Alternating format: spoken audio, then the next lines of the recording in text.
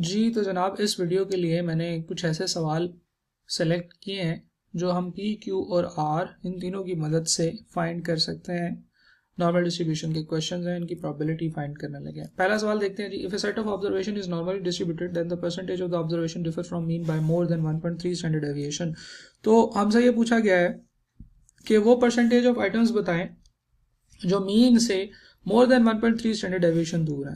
तो हम सबसे पहले एक नॉर्मल डिस्ट्रीब्यूशन बनाएंगे। ये सवाल हम लोगों ने जब सॉल्व किया था नॉर्मल डिस्ट्रीब्यूशन के अंदर, तो हमने उस वक्त भी ये वाले सवाल को डिस्कस किया था और इसमें फिर किस तरह से कैलकुलेशन करनी है ये भी बताया था। इसलिए मैं ज़्यादा एक्सप्लेन नहीं करूँगा सवाल को। हम लोग बात करेंगे कि मीन और स्टैंडर्ड डेविएशन हमें नहीं दी हुई, कोई मसला नहीं है। क्यों? क्योंकि हमें मीन और स्टैंडर्ड डेविएशन से यही चीज़ तो निकालनी होती है कि जी स्कोर कितना है, और ये जो जी स्कोर होता है ये उसने हमें दिया हुआ है। ओके, उसने कहा है जी कि वो पॉइंट्स बताने हैं जो मीन से मोर देन 1.3 स्टैंडर्ड डेविएशन दूर है, यानी कि माइनस के 1.3 से और प्लस के 1.3 से, माइनस के 1.3 से नीचे और प्लस के 1.3 से ऊपर। तो जब हम किसी पॉइंट से नीचे की प्रोबेबिलिटी कैलकुलेट करते हैं तो हम कैलकुलेटर पे क्या करते हैं, p ऑफ -1.3, और जब हम किसी पॉइंट से ऊपर की प्रोबेबिलिटी निकाल रहे होते हैं तो हम लोग r कैलकुलेट करते हैं, r ऑफ 1.3। तो स्ट्रेट अवे हमने p of 1.3 plus r of 1.3 करना है। तो जनाब मेरे पास इसको सॉल्व करने का तरीका ये है कि मैं शिफ्ट स्टैट पर जाऊंगा और वहाँ से 5 नंबर है जी डिस्ट्रीब्यूशन, और यहाँ से मैंने p कैलकुलेट करना है, p of -1.3 plus shift stat 5 distribution 3 for r 1.3। p आपको पता है कि एक पॉइंट से नीचे वाला तमाम एरिया बताती है और r आपको पता है एक पॉइंट से ऊपर वाला तमाम एरिया बताती है। तो योर आंसर विल बी 19.36। अगर आपको याद हो तो हमने बुक में ऐसे किया था कि हमने पहले ये वाले एरिया की प्रोबेबिलिटी निकाली थी, इसमें से 0 इसको 0.5 में से ये माइनस किया था तो हमारे पास इस एरिया की प्रोबेबिलिटी आई थी। सिमिलरली हमने फिर तीसरा स्टेप ये किया था कि इसका p निकाला था, यानी कि इसका टेबल से देखी थी वैल्यूज जो हमारे पास इस एरिया की प्रोबेबिलिटी आई थी, फिर उसको हमने 0.5 में से माइनस किया था तो ये आंसर आया था। तो कैलकुलेटर में p और r के आने की वजह से हम लोगों ने ये स्ट्रेट अवे बिल्कुल 1 या 2 स्टेप्स में ही कैलकुलेशन ये सॉल्व कर ली है। अगले सवाल की तरफ चलते हैं। If a set of observation is normally distributed then the percentage of observation differ from mean by less than 0.52%। उसने कहा है कि मीन आपका यहाँ पे है, स्टैंडर्ड डेविएशन यहाँ पे है, ये -0.52 होगा, ये पॉइंट प्लस का 0.52 होगा, राइट। इन दोनों के दरमियान का एरिया फाइंड करना है। यानी कि हमें पता है कि अगर हम लोग कैलकुलेटर से सॉल्व कर रहे हैं तो हमें Q बताता है उस पॉइंट से लेकर मीन तक का एरिया। तो हमने actually Q of point 0.52 minus वाला जो है उसको सॉल्व करना है और इसमें ऐड करना है Q ऑफ 0.52, ये 0.52 है जनाब, राइट। तो इन दोनों को सॉल्व करना है और इनको आपस में ऐड करना है तो मेरे पास आंसर आएगा। मैं कैसे कैलकुलेट करूँगा, मैं Q ऑफ -0.52 कैलकुलेट कर लूँगा। अच्छा, बजाय इसके कि मैं इसमें ऐड करूँ, पहले एक दफ़ा ऐड करके देख लेते हैं। Q ऑफ 0.52, मुझे पता है कि नॉर्मल डिस्ट्रीब्यूशन जो होती है वो सिमेट्रिकल होती है, तो जो प्रोबेबिलिटी है -0.52 की वही प्रोबेबिलिटी प्लस 0.52 की होगी।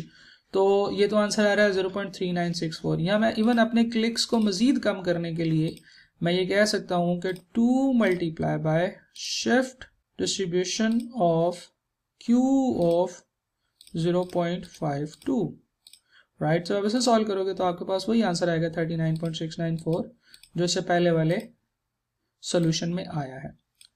तो 39.7% इज योर आंसर। अगले सवाल की तरफ चलते हैं जनाब। उसने कहा था area under the normal curve between mean -3.5 standard deviation and mean plus 1.0 standard deviation is. तो स्ट्रेट अवे किसी भी कंक्लूजन पे जंप करने से पहले आपने मीन -0.35 स्टैंडर्ड डेविएशन का मतलब एक पॉइंट यहाँ पे कहीं पे होगा जिसका जी स्कोर -3.5 है, और ये जो 1 है ये मीन से ऊपर यहाँ पे होगा जिसका जी स्कोर +1 है, और इन दोनों के दरमियान की प्रोबेबिलिटी फाइंड करनी है। तो आप कैसे करोगे, अभी बिल्कुल इसी तरह का सवाल हम इससे पहले करके आए हैं कि हम Q ऑफ -3.5 कैलकुलेट करेंगे, उसमें ऐड करेंगे Q ऑफ 1, राइट। तो आपके पास जब आप Q ऑफ -3.5 कैलकुलेट करोगे तो इस पॉइंट से लेकर इस पॉइंट तक की प्रोबेबिलिटी आ जाएगी, और जब Q ऑफ 1 कैलकुलेट करोगे तो इस पॉइंट से लेकर इस पॉइंट तक की प्रोबेबिलिटी आ जाएगी। इसको ऐड कर लेना, ठीक है जी। इसी तरह से the area under the normal curve between mu plus 3.5 standard deviation, यानी कि इसका ये जो इसके साथ लिखा होता है this is the Z score, right, से लेकर 1 तक, यानी कि अभी मुझे ये डिलीट करना पड़ेगा क्योंकि मेरे पास यहाँ पे जगह खत्म हो गई है। वो मुझे ये कह रहा है कि अगर आपके पास एक नॉर्मल डिस्ट्रीब्यूशन है, उस नॉर्मल डिस्ट्रीब्यूशन के अंदर से आपने मीन प्लस 3.5 स्टैंडर्ड डेविएशन से लेकर मीन प्लस 1 स्टैंडर्ड डेविएशन तक कैलकुलेशन करनी है, यानी कि आपने इन दोनों पॉइंट्स के दरमियान की कैलकुलेशन करनी है। अब ज़रा गौर से देखें कि हम इसे कैसे कैलकुलेट कर सकते हैं। हम क्या करेंगे, अगर मैं इस पॉइंट का यानी कि 1 का Q कैलकुलेट करूंगा तो वो मुझे यहाँ से लेकर यहाँ तक का आंसर देगा, और 3.5 का Q कैलकुलेट करूंगा तो यहाँ से लेकर यहाँ तक का आंसर देगा। तो मुझे इसमें से ये माइनस करना है ताकि मेरे पास इस पॉइंट से लेकर इस पॉइंट तक का आंसर आ जाए। तो मैं क्या कर रहा हूँ, मैं कैलकुलेट कर रहा हूँ Q of 3.5 minus Q of 1। तो स्ट्रेट अवे मेरा जो आंसर आएगा वो आप कैलकुलेटर पर सॉल्व कर सकते हैं, मैं बार बार आपको वो नहीं करवा रहा। हम आखिरी क्वेश्चन की तरफ मूव करते हैं, इससे पहले मैं ज़रा स्क्रीन को क्लियर कर दूं। जी तो जनाब, आखिरी सवाल ये है, the area under the normal curve between mean -3.5 standard deviation and mean -1 standard deviation. तो अगर हम इसको ड्रॉ करेंगे तो ये हमारे पास नॉर्मल डिस्ट्रीब्यूशन कुछ इस तरह से है, मीन माइनस यानी कि मीन से नीचे -3.5 स्टैंडर्ड डेविएशन ये है, और 1 स्टैंडर्ड डेविएशन माइनस की ये है।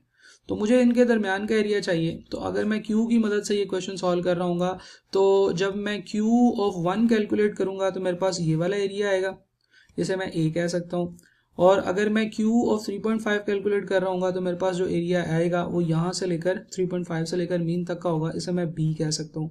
तो मुझे क्योंकि सिर्फ ये वाला एरिया चाहिए तो मुझे B में से A माइनस करना है, तो ये मेरे पास B माइनस A आएगा, यानी कि B क्या है, ये है जी Q ऑफ -3.5, इसमें से मैं माइनस करूंगा Q ऑफ -1, राइट। जब आप इसे सॉल्व करोगे तो आप इसको भी इसको कैलकुलेटर पर सॉल्व करते हैं, और this will be the last calculation of this video. और उसके बाद इंशाल्लाह हम लोग अगली वीडियो की तरफ मूव करेंगे। नंबर 5 से डिस्ट्रीब्यूशन है, नंबर 2 पे Q है। Q क्या है जी, -3.5, इसमें से मैंने माइनस करना है shift distribution number 5 distribution Q of -1, right, okay. तो हमारे पास जो आंसर आएगा that will be equal to 15.843%, right. तो इस तरीके से हम लोग नॉर्मल डिस्ट्रीब्यूशन में area under the curve P, Q और R को यूज करते हुए सॉल्व कर सकते हैं।